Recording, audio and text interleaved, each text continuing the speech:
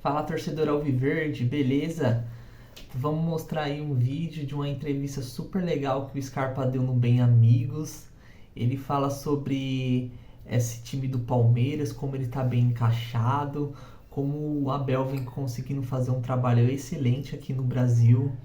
Fique ligado aí que você vai ver uma ótima entrevista. O Flamengo hoje perdeu do Internacional por 3-1. O jogo de volta vai ser em Porto Alegre. O Corinthians ganhou em Brasília do Real Brasília por 2-0. Faz o jogo de volta em São Paulo. E o empate foi o jogo entre Ferroviária e São Paulo. Jogo equilibrado. O jogo de volta vai ser com o mando do São Paulo para a gente conhecer os semifinalistas do Campeonato Feminino. Gustavo Scarpa é o nosso convidado aqui, especial, junto com o Marco Antônio Rodrigues, com o Alexandre Losetti, com o Caio Ribeiro e com o Maurício Noriega. Vocês não cruzam com as meninas do futebol lá no Palmeiras também? Às vezes elas aparecem lá no CT para almoçar ou para gravar alguma coisa. Já encontrei com elas algumas vezes. É verdade que o futebol delas é que inspira de vocês, elas é que jogam mais. Elas estão jogando muito. Não, elas estão voando, meteram 5 no Grêmio, né? Fora de casa. Estão voando. Estão voando. Scarpa, e por que o Palmeiras voa assim? Por que o Palmeiras voa, seja qual for o céu? Um tempo nublado, pouco teto, muito teto, o Palmeiras está sempre voando. Qual é a desse... E não é que está voando esse ano. Está voando desde... O Luxemburgo já conseguiu o título paulista, aí teve um momento, o Abel chegou e o time está voando desde então. Sim. Como é que foi? 2 Libertadores, uma Copa do Brasil e 1 ou 2 paulistas? Mais um paulista. Um paulista, né? Além dessas Recopa, Supercopas, né? As Recopas e tal. Por que esse time voa e não tem turbulência nunca?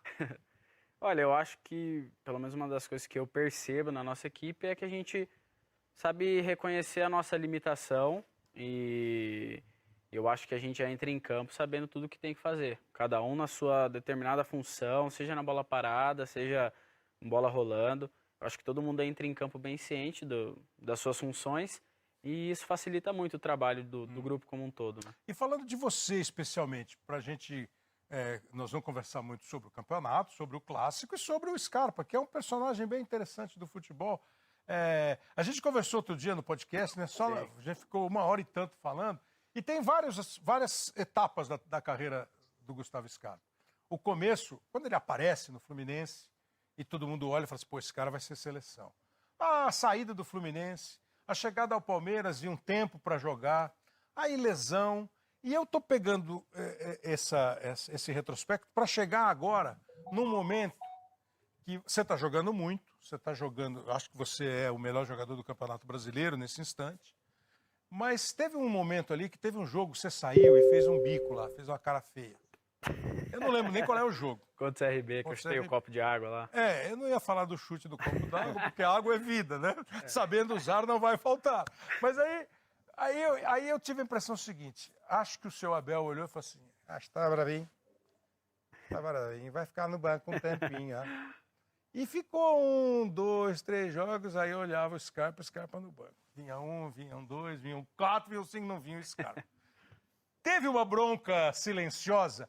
Nesse momento, isso é um exemplo de um comando que faz todo mundo entender que na boa e na ruim você tem que jogar junto?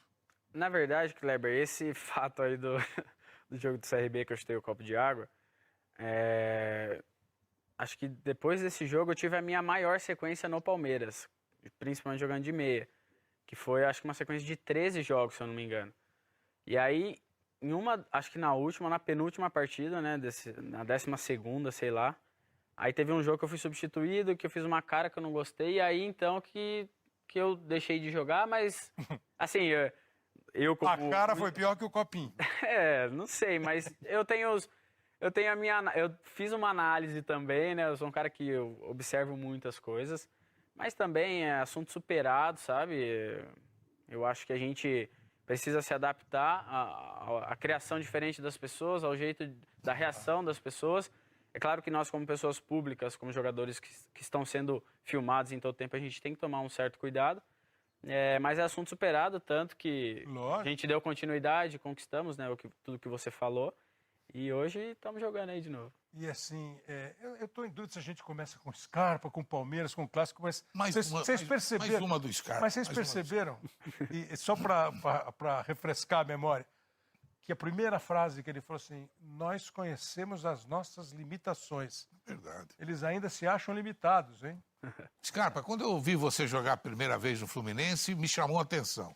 Meia esquerda, canhoto, vira o jogo toda hora, bota a bola onde quer, chuta de fora da área. Para nós mais experiência, foi até uma sensação de saudosismo ver o senhor jogando. Porque o Brasil teve grandes meia esquerda, canhoto, Gerson, Rivelino, tantos outros. Hoje, aos 28 anos, acho que você está no auge da sua forma. Por quê? Porque é o teu amadurecimento, entendendo mais as coisas, o teu profissionalismo, ou porque está num time muito acertado e está te ajudando muito isso? Eu acredito que é uma mescla, assim, de tudo. O meu amadurecimento natural, pela idade, por anos, assim, de carreira. Meu amadurecimento físico também, meu condicionamento físico está muito bom. Aprimorei muito a minha questão tática com a chegada do Abel. Comecei a desenvolver funções que eu não estava habituado, né? Funções mais defensivas.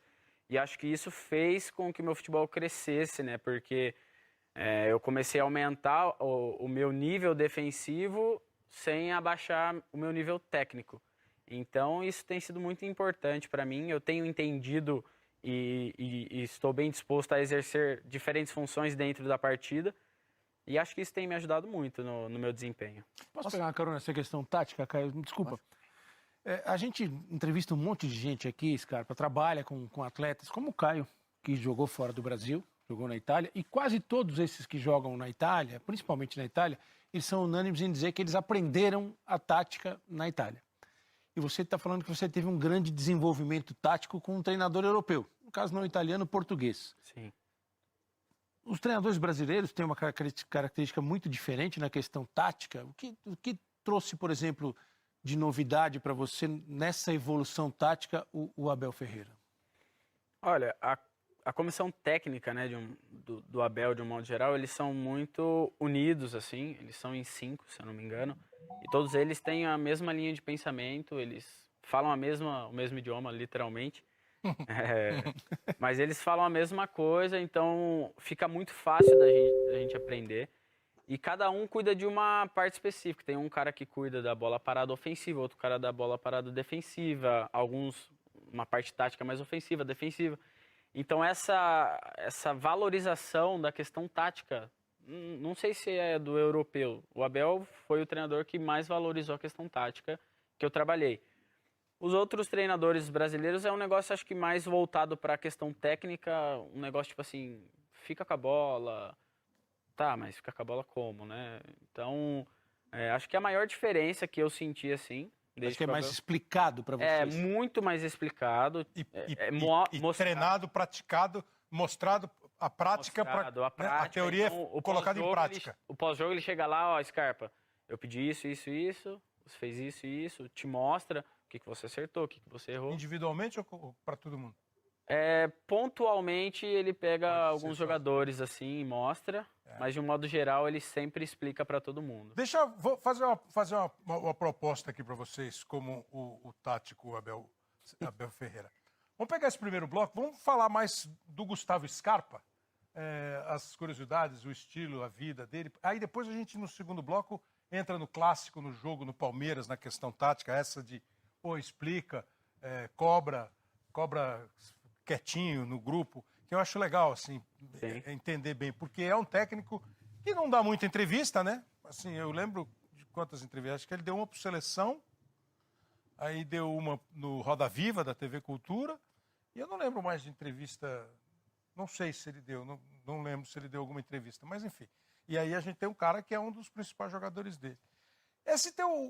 Como é que você define o Gustavo Scarpa? 28 anos... Bom, você começou... No skate você já começou tarde. Já. Comecei, infelizmente. Tarde. Senão você tinha trocado. Olha, não sei se trocado. Eu fico pensando assim, cara... Ia ser o Fadinho. Pensou? Hoje em dia já não dá mais, cara, porque dá muito medo, às vezes, de fazer algumas coisas. Eu gostaria de ter começado antes no skate, mas eu agradeço muito a Deus por ter acontecido na hora certa, porque talvez se eu tivesse começado antes no skate e apaixonasse muito, eu não chegaria no nível que eu cheguei no futebol. Mas o skate realmente tomou conta, assim, da minha rotina. Hoje ajuda de descontrair, de tirar um pouco a tensão, o peso da competição, porque você, por mais que você queira fazer uma manobra legal e vai andar com os teus parceiros e queira competir com eles, porque quem é competitivo em qualquer coisa, né? Sim. Mas é evidente, você não precisa ganhar ou perder. Ajuda a dar uma desanuviada? Muito. Para mim foi muito importante o começo no skate e no wakeboard também, porque eu estava vivendo um momento ruim no futebol e eu estava preso naquela bolha do futebol e pensei assim, cara, eu preciso fazer alguma coisa, sei lá, para eu espairecer um pouquinho. E encontrei no skate, encontrei no wakeboard, esses hobbies assim, que pra mim hoje fazem muita parte assim, da minha vida, sabe? Da minha rotina. E eu tomei pra mim que eu não poderia continuar com esses hobbies apenas nos momentos ruins, porque senão fica um negócio chato. Então, ganhando, vira perdendo, fuga, né? Vira uma fuga, mas tipo, cansa, sabe? Ficar fugindo. Então, ganhando, eu ando. Tô perdendo, continuo andando. Eu passei a ter mais controle da minha vida, da minha rotina, passei a me importar menos com o extra-campo, o que as pessoas vão pensar, esse poder que as pessoas acham que tem sobre a vida de uma pessoa pública, né? Usem o Gustavo Scarpa como um personagem, como um bom cidadão. O futebol, a gente vê esse ambiente de pressão, a gente sente esse ambiente de pressão. Essa tensão que existe, esse estresse, e parece que isso está se acumulando mais nos últimos anos, né? Todo mundo parece que está sempre a ponto de explodir. Você vê um jogo de futebol, o torcedor está no nível máximo de tensão, os árbitros, os treinadores, muitos jogadores. Você sente que hoje, e talvez já há bastante tempo, principalmente para você, claro que cada um reage diferente, para você precisa se distanciar do futebol quando você pode para manter a tua cabeça saudável. Resumindo, o futebol não é tão saudável assim quanto pode se imaginar? Sim, eu acho que não só o futebol, até porque o futebol para mim, para muitos é paixão, enfim, para mim é um pouco de paixão também, mas é o meu trabalho. Então, não é muito saudável você ficar 100% do seu tempo pensando no teu trabalho. Eu enxerguei dessa forma, para mim funcionou muito bem, tanto que o Zé Rafael, o Veiga, alguns assim que eu tenho mais proximidade, eu conversei, cheguei a dar uns toques, pô, sei lá, tenta arrumar alguma coisa fora do futebol para distrair, sabe? Eu tentei ajudar alguns assim, consegui ajudar alguns dessa forma, e eu acho muito importante a gente sair não só do futebol, às vezes o cara que trabalha na empresa e fica vidrado o tempo todo na empresa. Eu acho que é importante a gente sair um pouquinho do ambiente de trabalho. Eu te pergunto isso porque o futebol, muitas vezes, espera-se, quem não é do futebol, espera que o profissional do futebol seja aquele cara que termina o jogo, depois vai ver o jogo do adversário, vai rever o seu próprio jogo. Mas até pode rolar, né? Acho que pode rolar. Exatamente. Pode rolar, porque é isso que ele está falando. A hora que acaba o jogo e o técnico diz, eu pedi isso, você fez isso ou aquilo, ele está trabalhando. Sim. A hora que ele chega em casa e resolve ver um jogo do Palmeiras ou de outro time, ele está trabalhando. Sim. E o fato dele ir tirar uma onda de skate, dele pegar um livro, dele ir no cinema, dele ouvir um som, ele não está descuidando da carreira de jogador de futebol. Pelo contrário. Ele está... Tô cuidando da minha mente para que eu consiga desempenhar melhor a função, né? Parece que vai chegar menos cansado amanhã para treinar. Vai chegar menos... Você gosta mais do quê? Livro você gosta? Cinema você gosta? Olha, eu tive uma fase muito, muito forte assim dos livros. Eu ainda leio, não com tanta intensidade como antes, até porque agora o skate tem sido algo que eu tenho tentado não vai me praticar inventar de ler andando de skate. Não, pelo amor de Deus. Não dá para juntar as duas coisas. Por favor. Então eu tento, na concentração, ficar com o cubo mágico e livro, e o tempo que eu tenho livre, fora do CT, fora dos treinos, aí eu ando de skate, eu ando Cubo de mágico você wakeboard. já fechou, já fez o jogo, já eu todos os lados na mesma cor, 200... De boa, já fiz cubos gigantes aí, bem maiores. Tô tentando aprender alguns mais difíceis, assim, Scarpa, tô sempre tentando me aprimorar. muita gente está assistindo agora o programa, está falando, pô, o garoto fala bem, desembaraçado, antenado. Eu fico curioso em saber qual foi a sua formação. Por que você gosta de literatura? Onde você estudou? Você é filho de classe média ou não? Onde você nasceu? Você foi para a escola quando? Que tipo de escola? Como foi tua vida para chegar esse desembaraço, esse conhecimento todo aí? Olha, eu sou natural de Campinas, né? Mas sempre morei em Hortolândia. Tive uma família classe média baixa, assim. Mas meu pai nunca deixou faltar nada, né, em casa, graças a Deus. Meus pais se separaram quando eu tinha 9 anos. Então, meu pai que tomou conta de mim, né, da minha irmã. E o meu pai é um cara muito inteligente. Meu pai, tipo, sabe de tudo, assim, né? Escalações de futebol de 70, de 80. O que ele faz? Ele era autônomo, hoje ele já não trabalha mais. E meu pai gosta muito de rock, né? Tanto que o meu gosto musical, eu fui influenciado totalmente pelo meu pai. Então, meu pai sempre me incentivou a ler, a ver filmes em inglês. Meu pai sempre me incentivou a estudar. Então, eu tive um pai que me educou super bem, me ensinou muita coisa e hoje em dia ele sofre um pouquinho por ter me ensinado tanto, né? Mas acho que são coisas normais, assim, de um relacionamento. Agora você fica debatendo com ele. Na verdade, eu já acho que eu tô num nível que a gente nem debate mais, que ele já viu que não vai adiantar, né? Mas eu falo pra ele, poxa, você me ensinou tão bem, né? Agora que eu aprendi isso... Ele chega aquela piadinha do cara assim, pô, quantos anos você tem? 90. Mas você tá bem? Pô, eu tô com 40 e tô acabado aqui.